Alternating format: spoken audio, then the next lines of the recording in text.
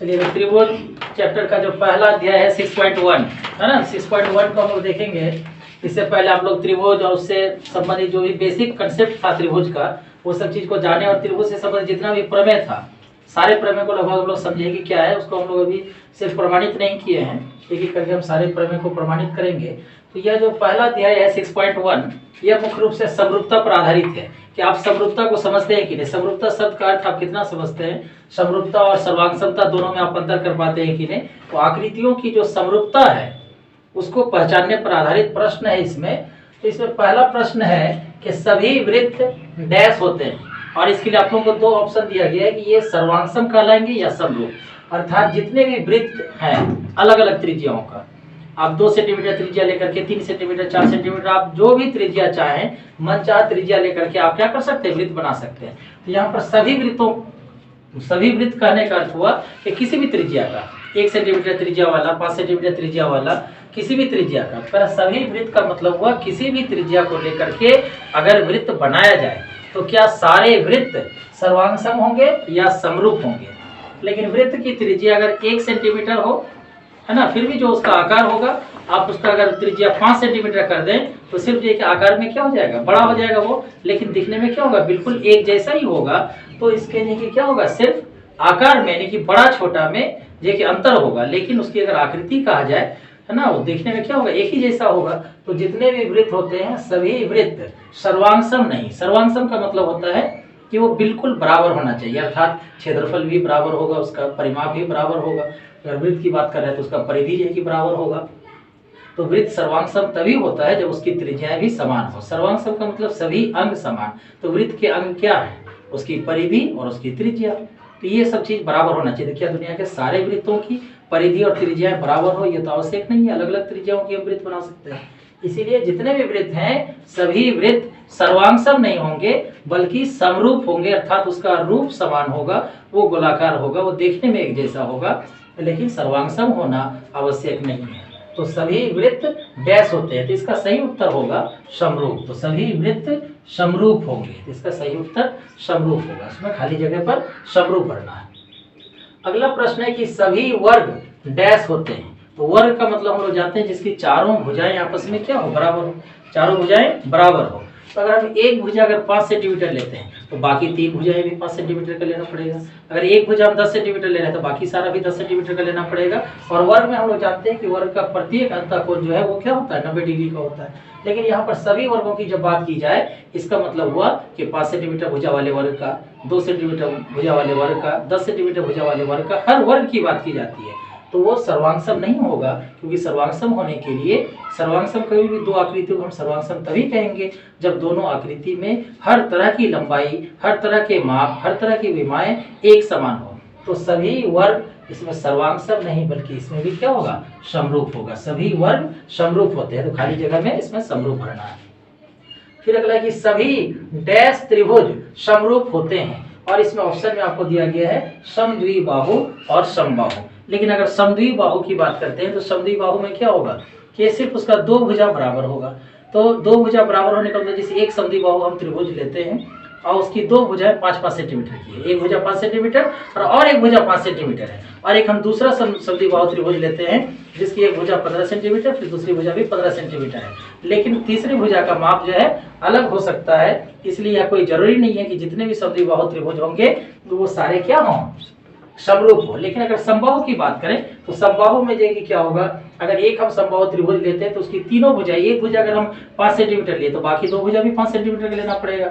और फिर अगर जो दूसरा त्रिभुज है उसमें अगर एक भुजा हम 10 ले लिए तो बाकी दोनों भी 10 लेना पड़ेगा। और इस प्रकार से जब इस त्रिभुज के तीनों भुजाओं का अनुपात आप दूसरे त्रिभुज के तीनों भुजाओं के साथ निकालेंगे तो अनुपात समान आएगा, क्योंकि दोनों त्रिभुज की भुजाएं क्या होगी? अनुपातिक होगी। इसीलिए वो क्या होंगे? समरूप होंगे। तो सभी समबाहु त्रिभुज जिसकी भुजाएं आपस में बराबर होती है तो सारे समबाहु त्रिभुज क्या होते हैं? समरूप होते हैं। इसका भी दूसरा ऑप्शन सही है, अर्थात इसका सही उत्तर होगा समबाहु त्रिभुज।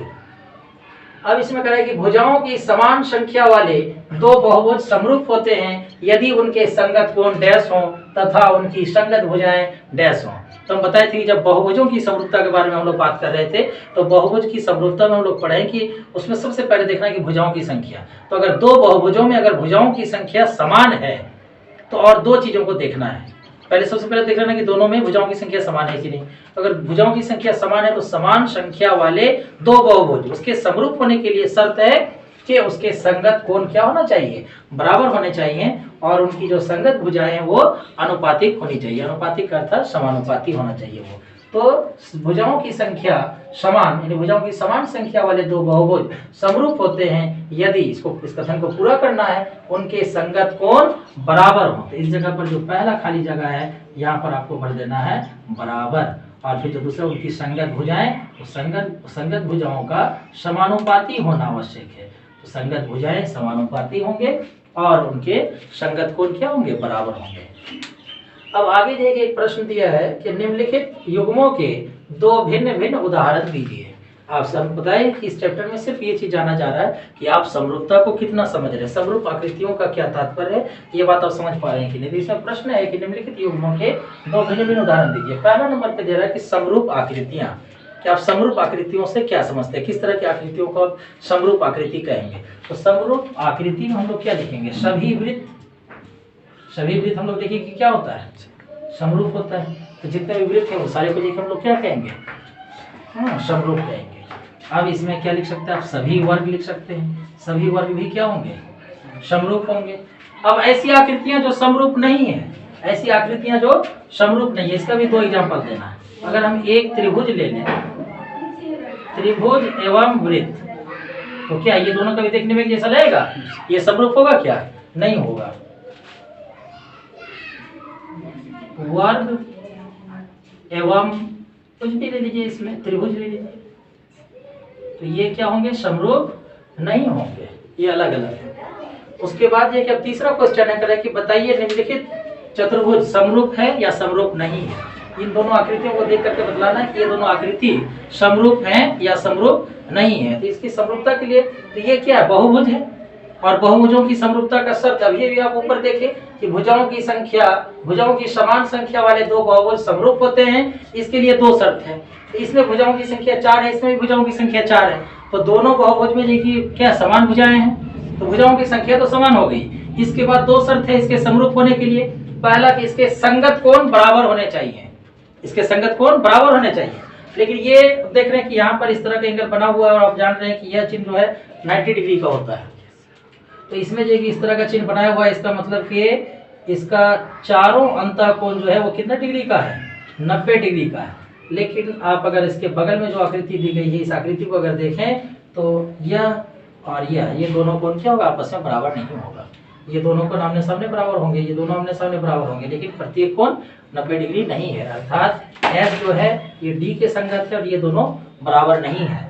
P जो है ये A के संगत है, लेकिन ये दोनों बराबर नहीं है। तो इसमें बहुभुज समान संख्या वाले बहुभुज का जो समरूप होने का शर्त है, जो पहला शर्त है कि इसके संगत कोण बराबर होने चाहिए, लेकिन इन दोनों में संगत कोण बराबर नहीं है। भुजाएं अनुपातिक है, जैसे इसमें 1.5 है तो 3 1:2 का रेशियो है, फिर 1.5 3 1.5 3 1.5 3। तो इसके जितने भी साइड्स हैं, चारों साइड्स जो है इसका वो क्या है, प्रोपोर्शनल है, सब एक समानुपातिक है।